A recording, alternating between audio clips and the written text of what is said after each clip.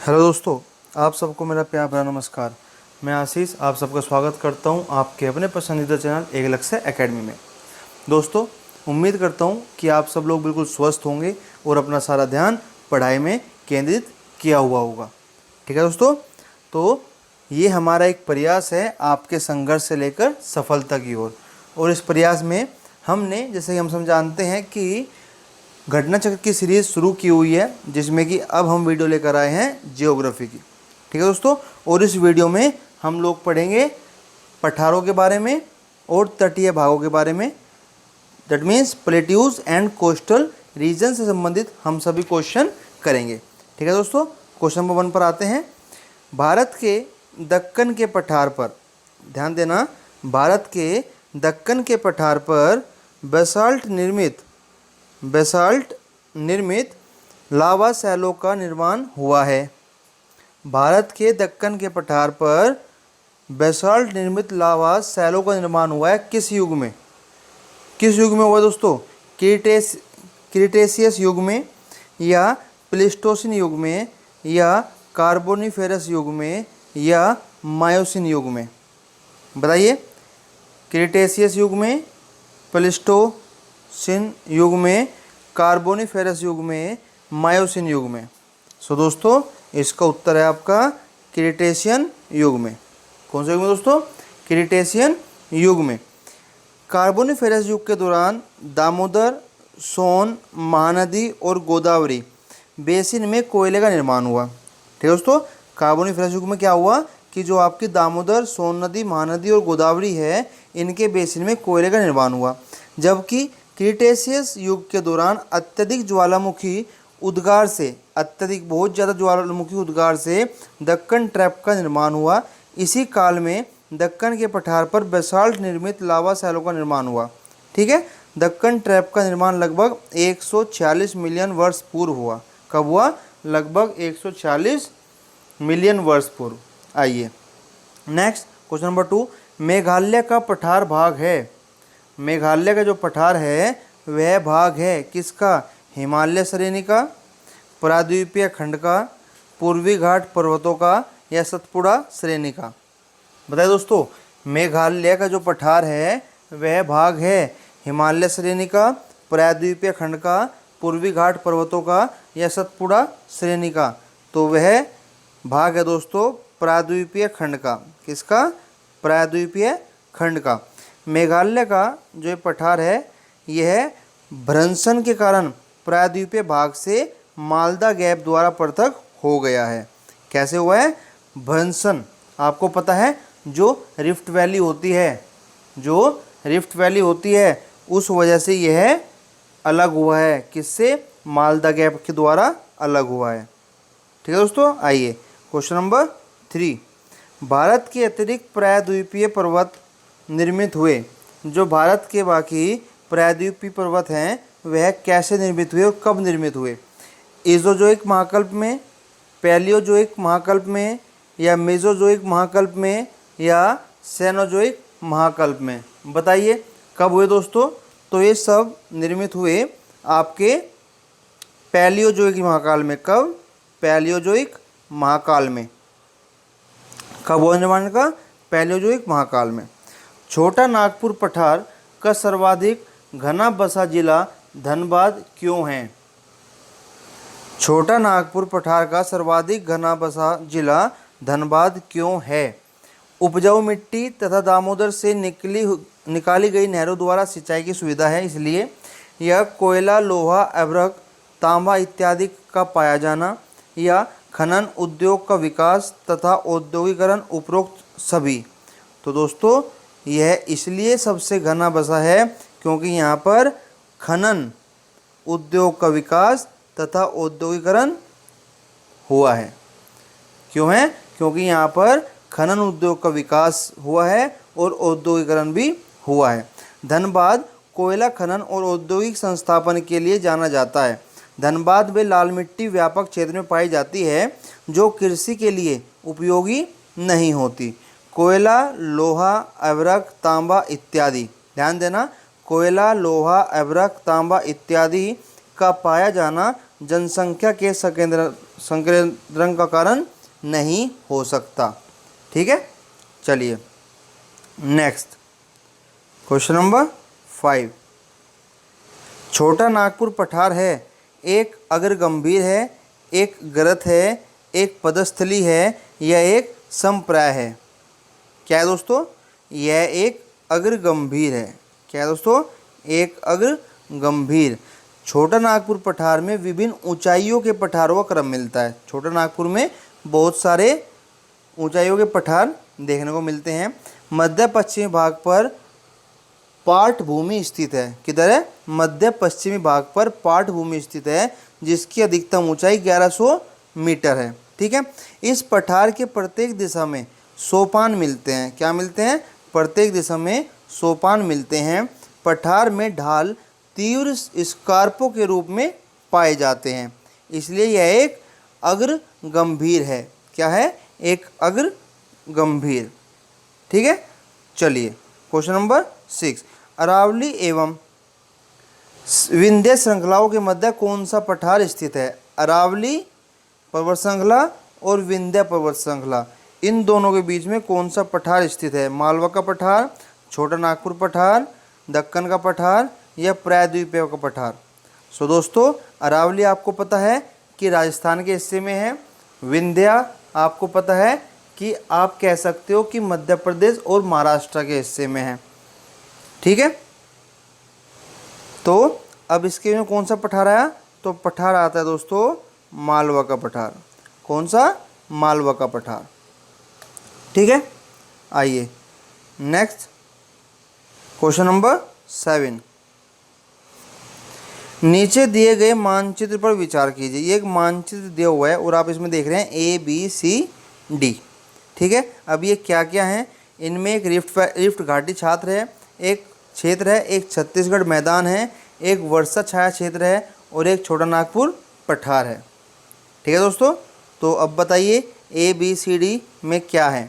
तो दोस्तों जो आपका A है, यह आपका, ध्यान देना दोस्तों, पहले कई बार बता चुके हैं, ये जो A है यह है नर्मदा और ताप्ती का रिफ्ट घाटी क्षेत्र है। कौन सा? नर्मदा और ताप्ती का रिफ्ट घाटी क्षेत्र है। ठीक है, क्योंकि नर्मदा और ताप्ती नदी भ्रंश घाटी से निकली हुई है। ठीक है, B, जो आपका B है, ये यहाँ पर छत्तीसगढ़ का मैदान है। कौन सा? छत्तीसगढ़ का मैदान है। C आपको पता है छोटा नागपुर पठार है। और D पश्चिमी घाट के पूर्व में वृष्टि छाया क्षेत्र है। वृष्टि आपका पश्चिम घाट के पूर्व में वृष्टि छाया क्षेत्र है। तो इसका जो आपका ऑप्शन होगा दोस्तों, वह C ऑप्शन इसका बिल्कुल सही है। ठीक है, आइए क्वेश्चन नंबर 8। दंडकारण्य क्षेत्र। दंडकारण्य क्षेत्र अवस्थित है कहाँ पर? छत्तीसगढ़ एवं मध्य प्रदेश में, छत्तीसगढ़ एवं उड़ीसा में, झारखंड एवं उड़ीसा में या आंध्र प्रदेश एवं झारखंड में? तो कहाँ पर है दोस्तों? ये आपका है छत्तीसगढ़ एवं उड़ीसा में। ठीक है, दंडकारण्य क्षेत्र उड़ीसा, छत्तीसगढ़ और आंध्र प्रदेश के लगभग 89,078 वर्ग किलोमीटर क्षेत्र में फैला हुआ है। किस किस में? ध्यान देना दोस्तों, क्वेश्चन आपसे पूछा जा सकता है घुमाकर भी। दंडकारण्य क्षेत्र उड़ीसा, छत्तीसगढ़ और आंध्र प्रदेश। उड़ीसा के कोरापुट और कालाहांडी जिले में, छत्तीसगढ़ के बस्तर जिले में और आंध्र प्रदेश के पूर्वी गोदावरी, विशाखापट्टनम और श्रीकाकुलम जिलों में यहाँ पर यह फैला हुआ है। तो ऑप्शन में छत्तीसगढ़ और उड़ीसा लिखा हुआ है। अगर यहाँ पे मध्य प्रदेश भी होता, आंध्र प्रदेश भी होता, तो वह भी ऑप्शन में होता, वह भी हम छांटते, सेलेक्ट कर लेते। ठीक है, सो आपका छत्तीसगढ़ और उड़ीसा है यहाँ पर। एक ध्यान देना, आंध्र प्रदेश में भी फैला हुआ है दंडकारण्य क्षेत्र। ठीक है, आइए नेक्स्ट। दंडकारण्य भारत के किस भाग में स्थित है? उत्तरी, मध्यवर्ती, पूर्वी, पश्चिमी? तो भी आपको बताया 3 हिस्सों में है, तो ये इसके मध्यवर्ती भाग में है। कहाँ पर? इसके मध्यवर्ती भाग में स्थित है। आइए क्वेश्चन नंबर 10। बिहार के निम्न हिस्सों में से कौन सा हिस्सा भूतात्विक दृष्टि से अपेक्षाकृत पुराना है? रोहतास पठार पुराना है, उत्तर पश्चिमी पहाड़ियाँ पुरानी हैं, खड़गपुर पहाड़ियाँ हैं या उत्तर गंगा मैदान, कौन सा पुराना है दोस्तों? इनमें से कोई है या नहीं है? तो दोस्तों इसका उत्तर है खड़गपुर पहाड़ियाँ। कौन सी? खड़गपुर पहाड़ियाँ बिहार में सबसे भूतात्विक दृष्टि से पुरानी हैं, क्योंकि जो खड़गपुर पहाड़ियाँ हैं ये आपकी धारवाड़ क्रम की हैं। कब की हैं? धारवाड़ क्रम की हैं। जबकि रोहतास पठार विंध्यम क्रम का, उत्तर पश्चिम पहाड़ियाँ तृतीयम क्रम की और उत्तर गंगा मैदान तो आपका बिल्कुल नवीनतम है। तो धारवाड़ क्रम की होने के कारण जो खड़गपुर पहाड़ियाँ हैं वह सबसे पुरानी हैं। नेक्स्ट, निम्न में से कौन सा मेघालय पठार का अंश नहीं है? मेघालय पठार का अंश नहीं है। भुवन पहाड़ियाँ, गारो पहाड़ियाँ, खासी पहाड़ियाँ, जयंतिया पहाड़ियाँ। तो जो भुवन पहाड़ियाँ हैं ये आपके मेघालय पठार का अंश नहीं है। ठीक है, क्योंकि भुवन पहाड़ियाँ तो आपकी मिजो हिल्स का भाग है। किसका? मिजो हिल्स का। और मिजो हिल्स कहाँ पर है? मिजोरम में, जो पूर्वोत्तर हिमालय का अंग है। जबकि गारो, खासी, जयंतिया ये मेघालय पठार के भाग हैं। गारो, खासी, जयंतिया मेघालय पठार के भाग हैं और भुवन आपका मिजो पहाड़ी का अंग है। ठीक है, चलिए 12, निम्नलिखित में से किस तट से भारत का औसत समुद्र तल मापा जाता है? निम्नलिखित में से किस तट से भारत का औसत समुद्र तल मापा जाता है? अब ये आपने सोचा होगा कि एकदम से क्वेश्चन कैसे आ गए, क्योंकि ये क्वेश्चन आपके दोस्तों तटीय भाग से। किससे? तटीय भाग, कोस्टल रीजन से। तो किससे मापा जाता है? यह मापा जाता है चेन्नई से। किससे? चेन्नई से। जो भारत का औसत समुद्र तल मापा जाता है वह चेन्नई तट से मापा जाता है। भारत के प्रादेशिक जल क्षेत्र, भारत के प्रादेशिक जल क्षेत्र का विस्तार है तट से 3 समुद्री मील, 6 समुद्री मील, 12 या 24। तो इसका जवाब दोस्तों तट से 12 समुद्री मील तक। क्वेश्चन बहुत इंपॉर्टेंट है, याद रखना दोस्तों। तट से 12 समुद्री मील तक आपका प्रादेशिक जल क्षेत्र, प्रादेशिक जल क्षेत्र का विस्तार है। ठीक है, क्वेश्चन नंबर 14, भारत की तट रेखा की कुल लंबाई कितनी है? भारत की तट रेखा की कुल लंबाई कितनी है? 3500, 800, 7500 या 6000? तो इसका आप एक अप्रोक्सीमेटली बताएंगे कि 7500 किलोमीटर, क्योंकि 7500 16.6 किलोमीटर लंबी है। कितनी? 7500 16.6 किलोमीटर लंबी है। भारत के किस राज्य का समुद्री तट सबसे अधिक लंबा है? भारत के किस राज्य का समुद्री तट सबसे अधिक लंबा है? तो किसका है? गुजरात का है दोस्तों। किसका है? गुजरात का सबसे लंबा समुद्री तट है। ठीक है, चलिए नेक्स्ट क्वेश्चन नंबर 16, भारत में कितने राज्य तट रेखा से लगे हुए हैं? भारत में कितने राज्य तट रेखा से लगे हुए हैं? तो कितने लगे हुए हैं दोस्तों? ये लगे हुए हैं आपके 9। कितने लगे हैं दोस्तों? 9। भारत के 9 राज्य तट रेखा से लगे हुए हैं। और वे राज्य हैं कौन कौन से? आप नोट कर सकते हैं, गुजरात, महाराष्ट्र, गोवा, कर्नाटक, केरल, तमिलनाडु, आंध्र प्रदेश, उड़ीसा, पश्चिम बंगाल। ठीक है दोस्तों, ये हो गए आपके 9। और गुजरात सबसे लंबा है, जिसकी लंबाई है 1214.70 किलोमीटर। 1214.70 किलोमीटर। ठीक है दोस्तों, चलिए प्राचीन भारतीय ऐतिहासिक भूगोल में रत्नाकर नाम सूचक था किसका? जो आपका प्राचीन भारतीय ऐतिहासिक भूगोल है उसमें जो रत्नाकर नाम दिया गया है किसका सूचक है? अरब सागर का, बंगाल की खाड़ी का, हिंद महासागर का या प्रयाग में गंगा, यमुना और पौराणिक नदी सरस्वती के संगम का?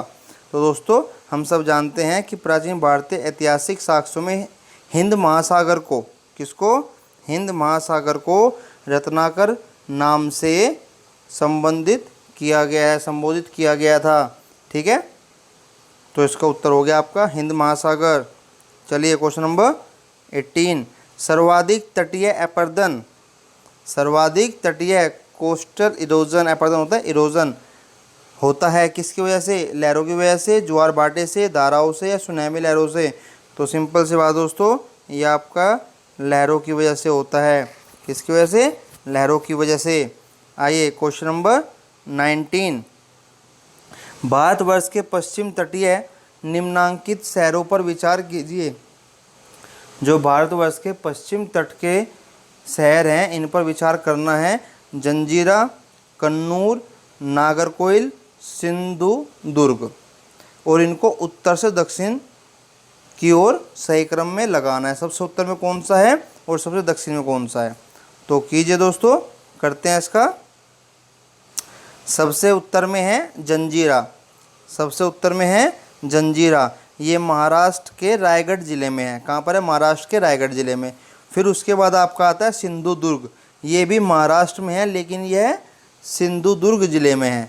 तो जंजीरा, उसके बाद सिंधुदुर्ग, फिर आपका आता है कन्नूर जो कि केरल के कन्नूर ज़िले में है, और सबसे लास्ट में आता है आपका नागरकोइल जो कि तमिलनाडु राज्य के कन्याकुमारी ज़िले में है। तो इसमें आपका ऑप्शन हो जाएगा दोस्तों डी।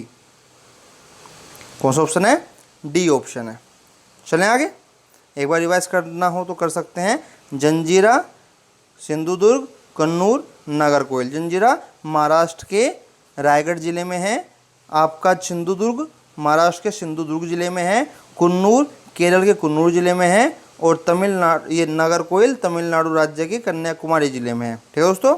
चलिए क्वेश्चन नंबर 20, आपको यत्र तत्र कुछ अनोखे डेनमार्क वासी मिल जाएंगे, परंतु उसका कारण यह है कि डेनमार्क की चौकी हुआ करती थी। यह अनूठा नगर, उसका दुर्ग और सुंदर गिरजाघर, नया जेरूसलम, सूनी सड़कें और उजड़ तटाग सब मिलकर अद्भुत रत्न बन जाते हैं। इस उक्ति में वर्णित स्थान है कौन सा? तमिलनाडु तट पर, केरल तट पर, कर्नाटक तट पर, गोवा तट पर। इसका जवाब आप तभी दे सकते हैं अगर आपको पता है कि डेनमार्क वासी कहाँ मिलते थे, कहाँ इन्होंने काम किया था। तो इसका जवाब है दोस्तों आपका तमिलनाडु तट पर। कहाँ पर? तमिलनाडु तट पर, क्योंकि तमिलनाडु तट पर एक जगह है जिसको आप कहते हो तरंगम बाड़ी। क्या कहते हो? तरंगम बाड़ी। याद रखना, बहुत इंपॉर्टेंट क्वेश्चन है। तरंगम बाड़ी में अक्सर डेनमार्क से संबद्धता के लिए विख्यात है। न्यू जेरूसलम चर्च, जिरवेन चर्च आदि यहाँ की प्रमुख इमारतें हैं जो डेनमार्क निवासियों ने बनाई थी। डेनमार्क निवासी यहाँ 1620 ईस्वी में आए थे और 1845 ईस्वी में डेनमार्क ने यह बस्ती अंग्रेजों को बेच दी थी। ठीक है, कब? 1845 ईस्वी में बेच दी थी। तो डेनमार्क ने यह बस्ती बसाई थी, आप कह सकते हैं तरंगम बाड़ी। ठीक है दोस्तों। चलिए, जो कि तमिलनाडु के तट पर है। आइए नेक्स्ट 21, यह एक मानचित्र दिया हुआ है। भारत के तटीय क्षेत्र पर ये भाग द्योतित करते हैं। समुद्र तटीय प्रदूषण क्षेत्र, लवण गहनता समान क्षेत्र, या वे क्षेत्र जिन तक प्रभुसत्ता का विस्तार है, या अंतर्जलीय उच्चावचीय रेखा। तो दोस्तों इसका आपका ऑप्शन आएगा अंतर्जलीय उच्चवाच्य रेखा, क्योंकि ये तटीय क्षेत्र समेत सागर की गहराई को प्रदर्शित करते हैं। किसको? सागर की गहराई को प्रदर्शित करते हैं, जो कि क्रमशः तट से सागरीय नितल की ओर उनकी गहराई को प्रदर्शित करती है। इस आधार पर सागरीय क्षेत्र में 4 प्रमुख उच्चावच मंडल पाए जाते हैं, जो कि महाद्वीपीय किनारे से सागर की गहराई की ओर क्रमशः महाद्वीपीय मगनतट, महाद्वीपीय मगनढाल, गहरा सागरीय मैदान और सागरीय गर्त पाए जाते हैं। ठीक है दोस्तों। तो जो आपको ये इमेज दिखा रखी है, इसका मतलब है कि यह आपको अंतर्जलीय उच्चावच रेखा है। जल के अंदर, समुद्र के अंदर तक का आपको यह बारे में बताती है। ठीक है। चलिए क्वेश्चन नंबर 22, भारतवर्ष के निम्न शहरों पर विचार करें तथा नीचे दिए गए कूट से ज्ञात करें कि इनमें से कोई पश्चिमी तट पर अवस्थित है। जंजीरा, उडुपी, ओरोथिले, तूतिकोरिन। तो जंजीरा हमने पढ़ा था अभी, पश्चिमी तट पर स्थित है। ठीक है दोस्तों। दूसरा, उडुपी कहाँ पर है? उडुपी आपका कर्नाटक के उडुपी ज़िले में है। ओरोविले कहाँ पर है? ओरोविले आपका तमिलनाडु एवं पुडुचेरी की सीमा पर कोरोमंडल तट पर पुडुचेरी में है। ठीक है। तूतीकोरिन तमिलनाडु के दक्षिण पूर्वी तट पर है। कहाँ पर? तमिलनाडु के दक्षिण पूर्वी तट पर। इसलिए जो आपका यहाँ पर उत्तर आएगा वह जंजीरा और उडुपी है। ठीक है। तो जंजीरा और उडुपी का मतलब आपका ऑप्शन हो गया ए। कौन सा ऑप्शन हो गया दोस्तों? ए, 1 और 2। क्वेश्चन नंबर 23, ये सूची है, एक तरफ सागर पुल लिखे हुए हैं और एक तरफ राज्य लिखे हुए हैं। ठीक है। तो दीघा, गोपालपुर, कलांगुट और मरीना ये आपके सागर पुलिन हैं। राज्य तमिलनाडु, पश्चिम बंगाल, उड़ीसा, गोवा। ठीक है। तो चलिए इसको करते हैं। दीघा आपका पश्चिम बंगाल में है दोस्तों, गोपालपुर आपका उड़ीसा में है, कलांगुट आपका गोवा में है, कलांगुट, और उसके बाद आपका मरीना तमिलनाडु में है। तो ये आपका ऑप्शन हो गया दोस्तों इसका बी। ऑप्शन हो गया आपका इसका B, 2 A2 B3 C4 D1। आइए 24, तमिलनाडु व आंध्र प्रदेश के तट का नाम क्या है? तमिलनाडु व आंध्र प्रदेश के तट का नाम कोरोमंडल, मालाबार, उत्तरी सरकार, कोंकण। ये हम पहले भी कर चुके हैं दोस्तों। तो इसका जवाब है आपका कोरोमंडल तट। कौन सा? कोरोमंडल तट। क्योंकि कोरोमंडल तट का विस्तार भारत के दक्षिण प्रायद्वीपीय के दक्षिण पूर्व में आंध्र प्रदेश के फॉल्स डीवी बिंदु, इसको आप कृष्णा डेल्टा के पास कहते हैं, वहाँ से तमिलनाडु के कैप कैमोरिन, जिसको आप कन्याकुमारी कहते हैं, वहाँ तक है। ठीक है। तो कोरोमंडल कहते हैं तमिलनाडु व आंध्र प्रदेश के तट के नाम को। नेक्स्ट, भारत के निम्नलिखित तटों में से कौन कृष्णा डेल्टा एवं कैप कैमोरिन के मध्य स्थित है? अभी आपको बताया दोस्तों। देखिए इस तरह से सवाल घुमा के बता देते हैं। तो इसका जवाब आपका कोरोमंडल तट। इसका जवाब आपका क्या है? कोरोमंडल तट। तो दोस्तों बस आपको ये चीज़ पता होनी चाहिए हर एक एंगल से कि कैसे भी पूछ ले और आप उसको विदिन ए सेकेंड जवाब देकर ख़त्म करें। नेक्स्ट, निम्नलिखित में से किसे कैप कैमोरिन के नाम से भी जाना जाता है? बताइए दोस्तों। बहुत अच्छा क्वेश्चन है और आने के चांस इसके लगभग 99% रहते हैं। निम्नलिखित में से किसे कैप कैमोरिन के नाम से भी जाना जाता है? तो वह आपका कन्याकुमारी। किसको? कन्याकुमारी को केप कैमोरिन के नाम से जाना जाता है दोस्तों। सो दोस्तों ये थे हमारे आज के ज्योग्राफी से इम्पोर्टेंट क्वेश्चन, जो कि 26 थे, जिसमें कि हमने आज तट के बारे में जाना और पठार के बारे में जाना। सो दोस्तों उम्मीद करता हूँ कि आपको मेरा प्रयास अच्छा लग रहा होगा और इसमें आपको अपने काम की भी बहुत सारी चीज़ें मिल रही होंगी। साथ बने रहने के लिए मैं आपका धन्यवाद करता हूँ और इसी तरह आप मुझे प्रयास में सहयोग देते रहिए। देखना एक दिन हमारा ये प्रयास हमारी सफलता को अपने पास बिल्कुल बुलाकर रहेगा दोस्तों। ठीक है। नमस्कार, धन्यवाद, राम राम दोस्तों।